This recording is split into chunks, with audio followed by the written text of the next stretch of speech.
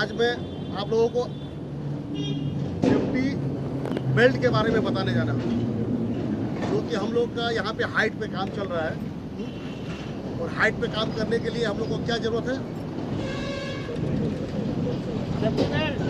क्या जरूरत है? सेफ्टी बेल्ट ना। तो सेफ्टी बेल्ट के बारे में आप लोगों को मैं बताऊंगा अभी कि सेफ्टी बेल्ट कैसा होता है और उसको हम लोग किस प्रकार यूज़ करेंगे। पहले बात बताइए कि आप लोग हाइट वर्क का ऊंचाई कितना होना चाहिए, कितने ऊंचाई पे हम काम करेंगे तो हाइट वर्क हो जाएगा। आप किसी को मालूम है क्या?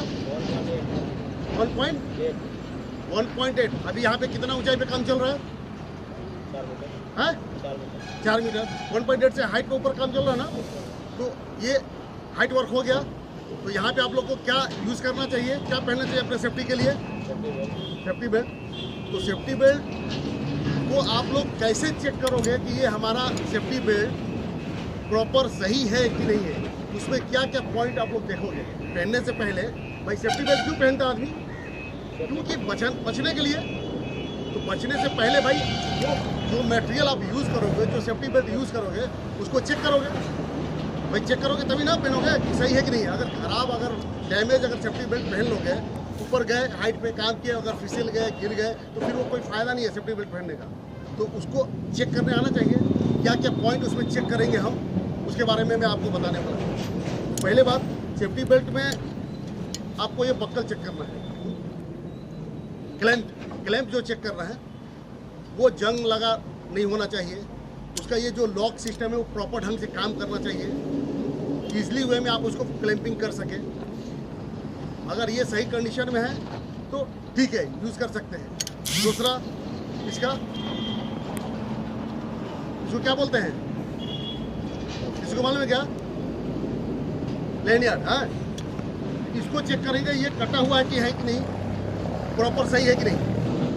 अगर थोड़ा सा भी डैमेज है तो इसको आप लोग रिजेक्ट कर देंगे, इसको यूज़ नहीं करेंगे। अगर यूज़ करेंगे तो ऊपर जाएंगे आप, हाइट पे अगर कुछ भी हैपनिंग होता है, गिरेंगे तो ये आपका लोड नहीं ले पाएगा, ये टूट जाएगा। तो ये सेफ्टी बेल्ट पहनने का कोई मतलब नहीं बनता है। समझ में आ गया? इसको सबको पहनने आता है क्या? कैसे कैसे पहना जाता है? किसको आता है? ठीक है, चलो अच्छी बात है। और एक चीज़ और, इधर सेफ्टी बेल्ट में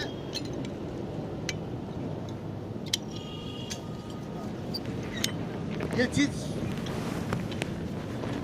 मालूम है ये क्या होता है? सॉकर। ये क्यों दिया जाता है? ये चीज के बारे में आप लोग कभी भी सोचा है कि ये चीज क्यों दिया गया है? इसका काम क्या है? इतने आदमी हाइट पे काम करने वाला है, किसी को मालूम है ये क्या चीज़ है, इससे क्या फ़ायदा है, इसको क्यों दिया कंपनी? देखो इन्होंने सही बताया है, ये शॉकर है। अगर हाइट से अगर डायरेक्ट आपको छोड़ा जाए, अगर डायरेक्ट छोड़ेंगे हम हाइट से, अगर एक बार में अगर झटके से गिरोगे तो आपको कभी कहीं चोट भी आ सकता है, कहीं हड्डी वगैरह आपका क्रैक भी हो सकता है। इसलिए शॉकर ही आता है, ये आपको स्टेप बाय स्टेप गिरने देगा।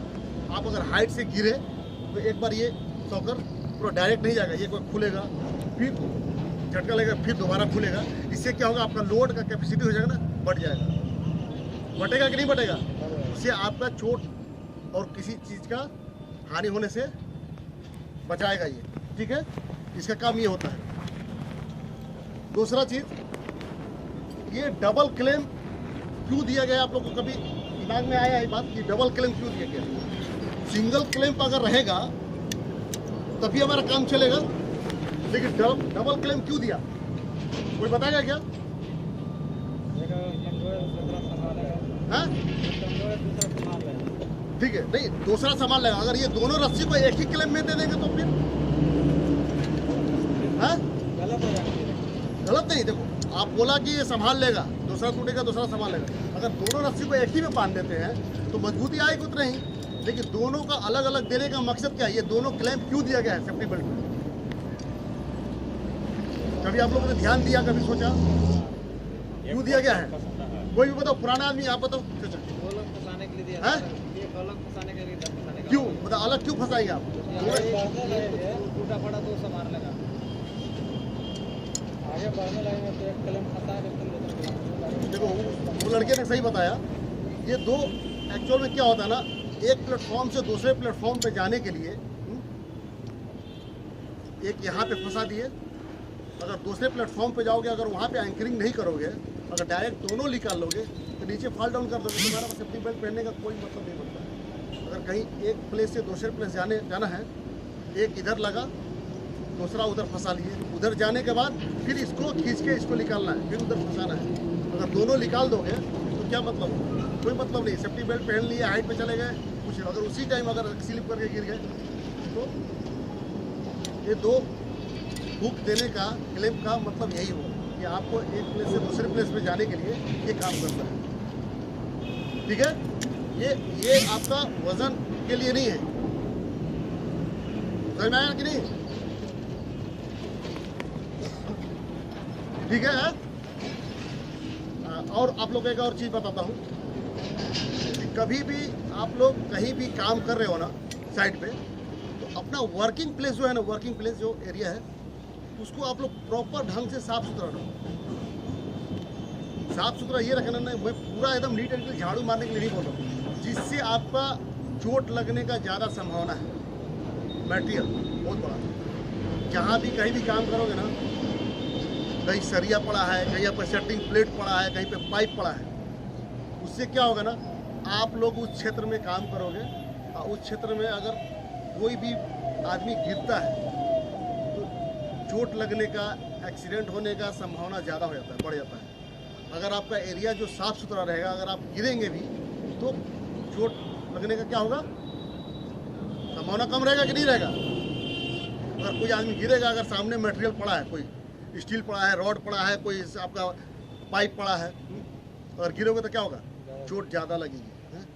कहीं आँख में लग जाएगा, कहीं पेट में लग जाएगा, कहीं भी लग जाएगा। इसलिए आप लोग सुबह सुबह आओ, 10 मिनट नहीं 2 मिनट, अगर 2 मिनट, अगर 20 आदमी हैं, अगर कोई भी अपने एरिया का सफाई करेगा तो कितना मिनट हो जाएगा, 2 मिनट। अगर 2 आदमी करेगा तो 4 मिनट, अगर 20 आदमी करेगा तो कितना हो जाएगा, 40 मिनट। 40 मिनट एक एरिया को सफाई करने के लिए बहुत ज़्यादा होता है। मैं एक उदाहरण दिया 2 मिनट, अगर 5 मिनट भी करोगे ना, पता भी नहीं चलेगा, और 20 आदमी करेगा तो बहुत हो जाएगा। वो करने से आपको फ़ायदा है, हमको फ़ायदा नहीं है ना, किसी को फ़ायदा है, क्योंकि आप वहाँ पे 12 घंटा 8 घंटा कंटिन्यूसली ड्यूटी करोगे, काम करोगे, तो आपकी जिम्मेदारी बनती है कि वो उस एरिया को पूरा नीट एंड क्लीन करके रखें।